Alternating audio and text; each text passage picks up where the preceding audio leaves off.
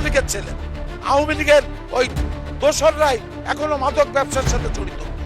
Total 2টা union আপনার পানিতে ভাসে। মাননীয় সদস্য অনেক দিয়েছি, আজকে আর না, 4 মিনিট। ধন্যবাদ। হ্যাঁ, পদ্মা পারে এবং আপনার জেলাও আমার বর্ডার, লালপুর আমার বর্ডার। মাননীয় স্পিকার, আমি মাননীয় এলজিডি প্রতিমন্ত্রীকে অনুরোধ করব, যেহেতু মন্ত্রী মহোদয় নাই, এই 2 ইউনিয়নের কুষ্টিয়ার সঙ্গে দৌলতপুরের সঙ্গে হেডকোয়ার্টারের সঙ্গে যোগাযোগ ব্যবস্থার জন্য ভাগজোতের নিচে একটি ব্রিজ এবং শুকার ঘাটের নিচে একটি ব্রিজ স্থাপন করার জন্য আমি আকুল আবেদন করব। দৌলতপুরে 6 লক্ষ মানুষের বাস, 4,04,200 ভোটার, একটি 50 শয্যা বিশিষ্ট হাসপাতাল আছে। হাসপাতালের অবস্থা খারাপ না, তবে এইখানে এত পরিমাণ ডেলি রোগী হয়, আপনার সেখানে এই হাসপাতালটি 100 শয্যা করার জন্য আমি মাননীয় স্বাস্থ্যমন্ত্রীকে অনুরোধ করব। তাছাড়া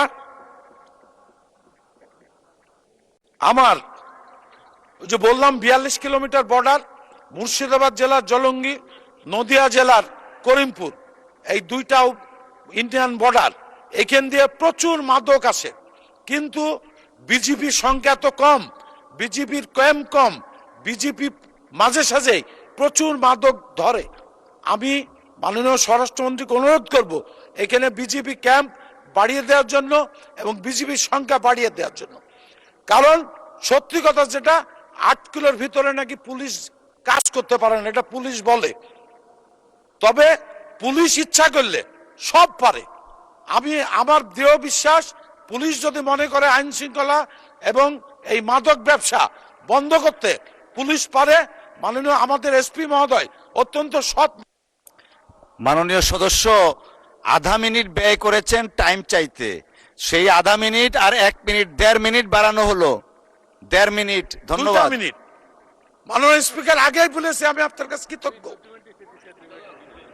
আমি মাননীয় স্বরাষ্ট্রমন্ত্রীকে অনুরোধ করব, আমার উপজেলায় যারা সাব ইন্সপেক্টর আছে সব ছাত্রলীগের ছেলে, তাদের সমস্ত ছাত্রলীগের ছেলে, তারা ওই এখনো আওয়ামী লীগের দোসরদের সাথে তাদের গোপন আতাত, এবং যারা মাদক ব্যবসা করে তারা অধিকাংশই আওয়ামী লীগের ওই দোসররাই এখনো মাদক ব্যবসার সাথে জড়িত।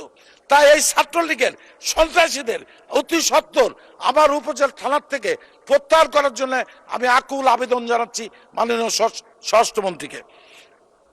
মাননীয় স্পিকার, বিশেষ করে যেহেতু বর্ডার অঞ্চল, আগেই বলেছি 42 কিলোমিটার বর্ডার, এখান থেকে অস্ত্র আসে এবং গত নির্বাচনের আগে প্রচুর অস্ত্র এসছে এই বর্ডার দিয়ে। আমাকে ডিজিএফ এর ডিডি নিজে আমাকে দাওয়াত দিয়ে চা খাওয়ার জন্য সার্কুলারে ডেকে নিয়ে যে বলছে, আপনার বর্ডার দিয়ে প্রচুর অস্ত্র আসতেছে, একটু আপনার দল দিয়ে এগুলি একটু কন্ট্রোল করার চেষ্টা করেন এইগুলি। তবে বিজেপি প্রচুর চেষ্টা করে, আমি বিজেপির দোষ দেব না, তবে ওই যে ছাত্রলীগের পান্ডারা দারোগা, ওই দারোগারা এইসব করায়, তারা এখনো আওয়ামী লীগের ওই দোসরদের সাথে সম্পর্ক।